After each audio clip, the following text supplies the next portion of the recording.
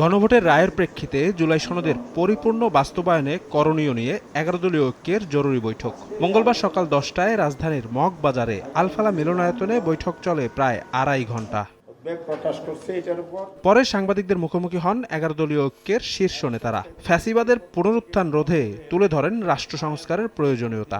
গণভোটের রায় মেনে নিতে আহ্বান জানান সরকারের প্রতি। বর্তমান সরকারের কার্যক্রম আমাদেরকে আবার শঙ্কিত করে তুলছে যে তারা আবার ভিন্ন রূপে সেই ফ্যাসিবাদকেই বাংলাদেশে ফিরিয়ে আনতে চায়।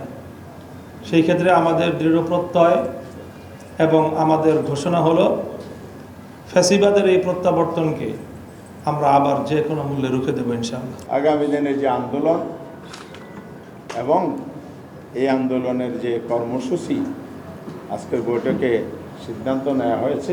জুলাই সনদ বাস্তবায়ন নিয়ে বিএনপির অবস্থান জাতিকে অবাক করেছে উল্লেখ করে জামায়াতের সেক্রেটারি মিয়া গোলাম পরোয়ার সরকারকে সংবিধান সংস্কার পরিষদের শপথ নেয়ার আহ্বান জানান। 200-র বেশি সার্ভিস ও ফিচারে লেনদেনের সব বিকাশ অ্যাপে সম্ভব।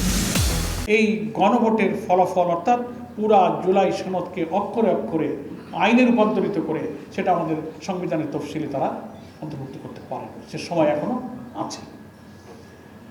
কিন্তু সংখ্যাগরিষ্ঠতার জোরে যে পথে তারা হাঁটছেন, কেন এটা জাতি বুঝতে পেরেছে।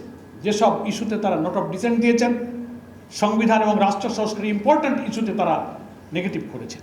সংবাদ সম্মেলনে জ্বালানি সংকট ও হাম সংক্রমণ ইস্যুতে সরকারের সমালোচনা করেন 11 দলীয় ঐক্যের নেতারা। গণভোটের রায় বাস্তবায়নে নতুনভাবে ঘোষণা করা হয় 4 দিনের আন্দোলন কর্মসূচি।